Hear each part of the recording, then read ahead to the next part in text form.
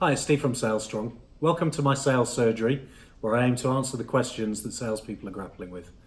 Today's question is, people are getting harder to reach. Am I wasting my time emailing and ringing when I'm getting no response? Well, without choosing to be too flippant, I think the clue is in the question here when I'm receiving no response. At some point, as salespeople, we need to be able to speak to our customers, potential customers. And we're either going to do that through the telephone, face-to-face, or through email. And so these are still valid parts of our prospecting mix.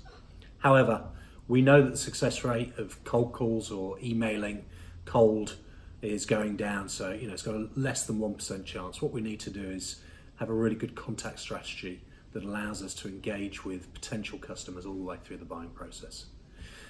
What we found is working for us very well is using social media to begin engaging with our customers and our prospects much earlier than maybe we traditionally have done by picking up the telephone or emailing them.